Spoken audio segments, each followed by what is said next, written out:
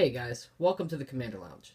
This is the second episode of Commanding from Scratch, and the votes, I tallied up all the votes, and Varal's, of course, is the winner. I thought it was, in the beginning, a lot of people were picking Varal's, but then Grenzo started picking up some ground. But don't worry, for the people that wanted to see Grenzo or Bubarigmos, they will also be randomly picked out for you guys to vote on again in future episodes. Let's get into Varal's the Scar Striped, and it's called Commanding from Scratch because I built this just from my collection, just from what I had. So there's going to be some good cards, but there's going to be a lot of other budget options, and it's definitely not an optimized deck. This series, honestly, is just to tell you guys, if you guys have a collection, you have a deck. It's not that expensive. You can just put together what you want and play until you build the optimized deck that you want. So yeah, Varal's Scar Stripe is Golgari colors, it's black, green, and one colorless for 2/2, Troll Warrior, and each creature card in your graveyard has Scavenge when he's in play, and the cost is equal to its mana cost. And then you can sacrifice another creature to regenerate him, so he can protect himself, which is awesome. The way I built this, there are a lot of different ways you can build this. I've seen a lot of people go the Infect route. The only reason why you go towards the Infect route if you have a competitive play group, or if you just don't like people in general and want to see them suffer. But I did not do that. I mean, of course, I did have the Infect creatures to put in here if I wanted to, but I don't like that. I don't think I have any tutors in here either, even though I have a lot of them, but I don't like tutoring in Commander either. I call this Varal's King of the One-Drops, because it's a slow way to win through Varal's, but because scavenge cost for most of the things that I want to scavenge is going to be 1 mana, it seems pretty efficient that I'm going to keep getting counters on him. So yeah, let's get into the deck. Go to the utility lands first. Reliquary Tower, great land. Tectonic Edge, get rid of problem lands. Ghost Quarter does the same thing, because I didn't have a strip mine budget option. Rogue's Passage, it just seems perfect for me. This deck, you want to Voltron up. Your main option is to Voltron up Varal's and get him in unblockable to pretty much just commander damage one person at a time. So we need Rogue's Passage for that. Grim Backwoods, it's just great because you want to do a lot of sacrificing. You want to get a lot of those little dinky creatures in the graveyard so you can utilize them later. Then we're going into the color fixing. We got Command Tower, Woodland Cemetery, Tainted Wood, Llanowar Waste, Golgari Rot Farm, Jungle Hollow, Golgari Guildgate, Vivid Grove, Vivid Marsh. Opal Palace is really good because if you have to cast Varal's again from the command zone, you can start getting counters on him earlier. And then we go Fetch Lands, Terramorphic, and Evolving Wilds. Nothing special. Actually, I think I could have put some good fetch lands in, but I think I forgot about it. So sorry about that. There probably should be a couple more fetches that I had. I think I have some Windswept Heath and stuff. Crypt of Agadeem. I don't have Cabal Coffers, but Crypt of Agadeem adds black for each black creature card in your graveyard. Yes, even though you're going to be scavenging some of them to exile them, you can use this at the right time to kind of ramp before doing that, or use the ramp just to fuel the scavenge. So Crypt of Agadeem is definitely going to be relevant at a time, I think. And then I believe, let's see, actually, I'm probably going to have to count this up because I forgot to count. Let's see, the swamps, I believe is it 10 swamps? 1, 2, 3, 4, 5, 6, 7, 8, 9. Okay, it's 9 swamps, and I think it's 7 forests. Let me count that up too. 1, 2, 3, 4, 5, 6. Yep, 9 swamps and 7 forests. Then we go into the ramp. Got Soul Ring. It's an automatic include. Even though I don't really care too much about ramping in here because I got a ton of 1-drops in here because Varal's is king of the 1-drops in this deck. We got Sakura Tribe Elder, Kadama's Reach, and Cultivate. My staple ramp cards. Into the Wild. This is a good budget card if you don't have Oracle of Moldiah. It's not Oracle of Moldiah by any means, because it won't let you, I mean, it's alright. I love that it filters the top of your deck, and it's enchantment, so it's hard to kind of answer. So I mean, I guess it can kind of work the same as it, but Oracle Moldiah just gives you more gas, like lets you get multiple lands off the top, and really kind of filter through deck. Crystal Ball. We're going through the card advantage now. Scrying is amazing. Underworld Connection. If you don't have a Phyrexian Arena, use Underworld Connection. It's definitely worth it. I'm going to move this up closer. Alright. Catacomb Sifter. I really like it. I don't really care about any of the other text except for whenever another creature you control dies, scry one. Because I think, scrying is very important. You get the pieces that you really want and really need at the time. Dark Prophecy. Whenever a creature you control dies, you draw a card and lose 1 life. A lot of creature should be dying at all times in this deck. Grim Horror Specs, pretty much the same thing, but it's whenever another non-token creature you control dies, so it can't be a token. But I don't have tons of token producers in this deck, so that's good. Harvester of Souls, whenever another non-token creature dies, you may draw a card, just a bigger version of that.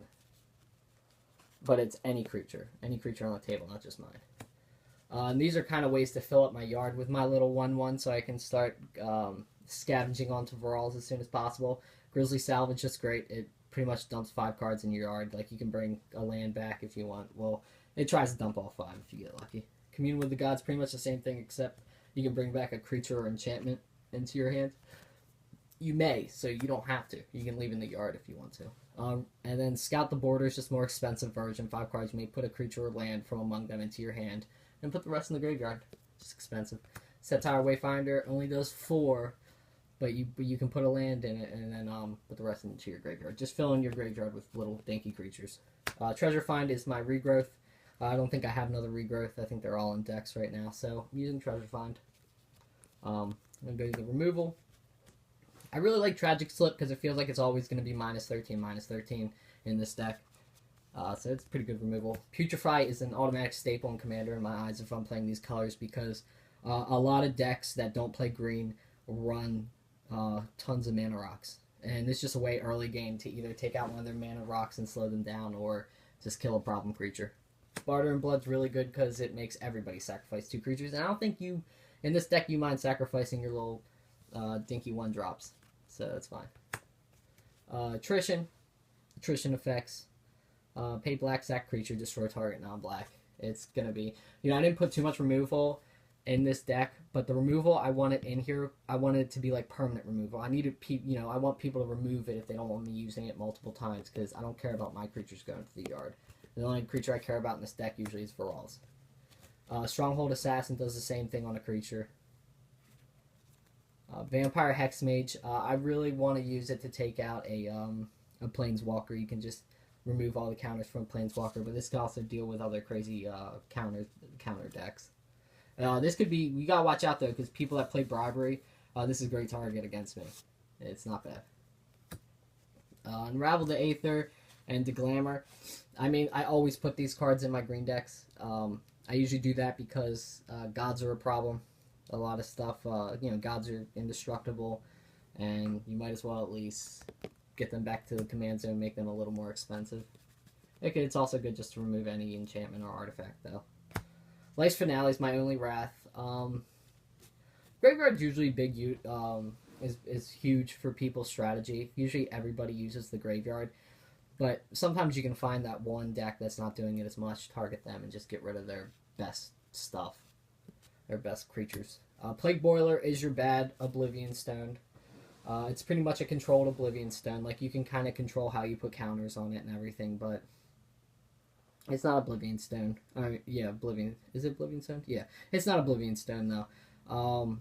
Oblivion Stone's so expensive. They need to reprint that soon. But I do run Perilous Vault. Perilous Vault is great. It's not great that it exiles my creatures, but if the board's too crazy, sometimes you gotta do what you gotta do. Falcon Wrath Noble. Whenever any creature dies, people are losing life and I'm gaining life. Same thing with Blood Artist. And then for my other life gain, it's Wormcoil Engine. It's a little expensive of a card, but you're gonna be seeing this in every deck I build. I think it's gonna be in every deck I build from commanding from scratch, because I got an extra Wormcoil Engine that I'm not playing with. So I'm literally just gonna put that to the side and be like, I'm gonna make sure to put it in every single deck. I think it should be in every single deck. There's not one strategy that doesn't want a 6/6 life linker to gain you back some life. It's great. Crypt Incursion is actually a really good card that I overlooked when I first saw it. You can exile all cards from target player's graveyard, and you gain 3 life for each card. For each card exiled this way. That's great. Gaining a ton of life, coming back into the fight. It's awesome. Nile Spellbomb just exiles somebody's graveyard, and if I pay black, I can draw a card from it. So it replaces itself, which is great. And now we're going into my 1-drop. Surprise Spore Frog's here. I am absolutely in love with this card. It's cute, it's funny, and it's very relevant when it comes into play usually.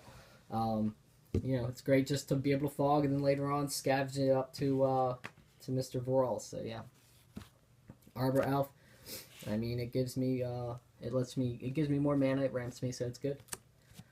Glade Cover Scout. I kind of like this card because if somehow like Vorals gets too expensive or something like that, or not too expensive, but Vorals just seems like a bad target because maybe he has like pacifism or something on him. You can end up switching up your strategy and doing it to Glade Cover Scout instead. Elvish Sky Sweeper. It's a 1-drop that kills flyers, sure. And it's a sack outlet, so why not? Caustic Caterpillar. It destroys an artifact or enchantment when I need to. It's cool. Elvish Mystic. It ramps you. Pretty good. Metal Sentinel. I mean, you pay 1 mana, you get 2 counters on Vorals. It's worth it. Llanowar Elves. Ramp. Elvish Pioneer. Ramp. Sylvan Safekeeper Protection. You sacrifice a land.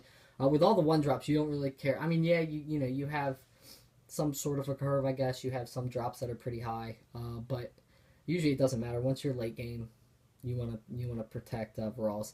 Just make sure after you give him Shroud, don't scavenge because it's not gonna work because he has Shroud now. Just make sure he's already scavenged up before that.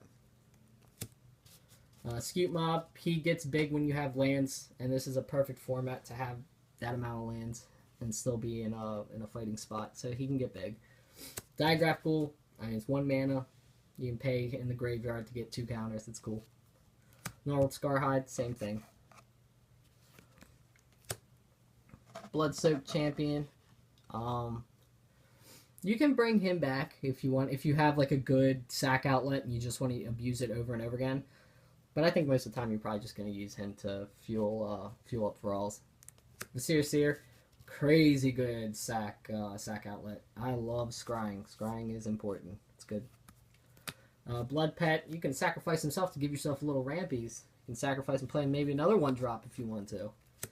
Tormented Soul is another good target for if Vorals gets some sort of enchantment on him that keeps him from attacking, or some effect that keeps him from attacking. Then you can switch your strategy to Tormented Souls instead. Mortician Beetle just gets big every time. You can get Mammoth in this deck for the amount of creatures you can sacrifice. And then other people sacrifices. So I got some ways of doing that. And then we have our straight sack outlets. Because I think it's insane to have a creature, or have anything, enchantment, creature, anything that lets you sacrifice a creature for free. Because they're doing a lot of stuff where you have to pay in addition to the sacrifice cost to do something. I think these effects are nuts. Like, I think that's what made that deck like Standard Aristocrats a thing, is because of the free sack outlets. This one can get bigger. Put 1/1 counters on them for sacrificing creatures, and then maybe you can scavenge up, make it bigger if you want to. Bloodthrone Vampire, just sacrifice to make it bigger for a little bit. Nantuko Husk, same thing, just a little more expensive. Blood Baron, same thing, just a little more expensive. Sadistic Hypnotist is kind of a weird one. Some people don't like this card, but I love it. You can sacrifice a creature and make somebody discard 2 cards, which is awesome. Just make sure you do it at sorcery speed, because that's the only time you can do it. And then I got ways to protect Vorals for when he gets nice, big, and beefy. We got Masks of Avacyn, give it 1/2 and hexproof. Dark Steel Plate, just make him indestructible. That's fine.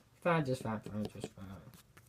Champion's Helm, if it's legendary, it has hexproof. Otherwise, it just gets +2/+2. It should always have hexproof because it's going on Vorals most of the time.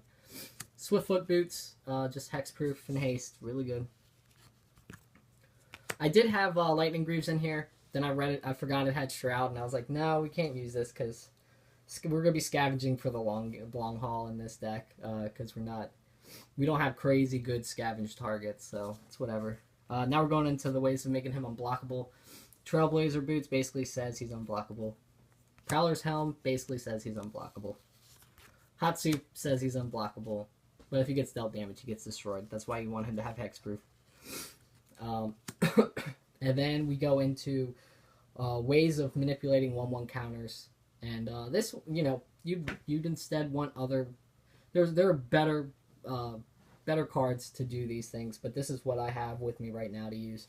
Death's Presence, whenever a creature you control dies, put X 1/1 counters. Most of the time it's going to be 1 or 2, but it's fine. It adds up. And Corpse Jack Menace is a really good card. It just doubles the 1/1 counters you put on Brawls. And the last card is Beastmaster Ascension. If you start out with this in your hand, you might decide, I don't really want to kill my creatures. I just want to go wide with little dinky 1/1s and try to take over the game as quick as possible. And I like that option because that's my kind of play style. So yeah, that is my version of Brawls, the Scar Striped, and I commanded that from scratch. That was just my collection, didn't add anything to it. Now in this spot, I play a couple games, and then I maybe want to optimize it. I wouldn't put Infect in it, but you guys know the Infect creatures to put in it if you want to. Cards I would put in here, though, if you want to optimize it, probably cards like Death Shadow, and, Force of Savagery, and, definitely Phyrexian Dreadnought. Those are great cards you could put in this deck to optimize it. Also, with enchantments, you'll probably want, like the doubling counters. You probably want Doubling Season. Any cards that do the same thing like Doubling Season does. Primal Vigor is another one. And another good enchantment you definitely want in here is Grave Pact and other Grave Pact-like effects. Cards that do the same thing, which there's another one out there. And a land that you probably do want, unfortunately, it's Infect. I think Inkmoth Nexus deserves a spot in this deck, just because when you're really behind and the game's going real long, it's something that can just end the game. So yeah, let me know what you guys think of this series so far. Let me know what you guys think of my build from scratch. Like, favorite, and subscribe. And take it easy, guys. Bobble, bobble.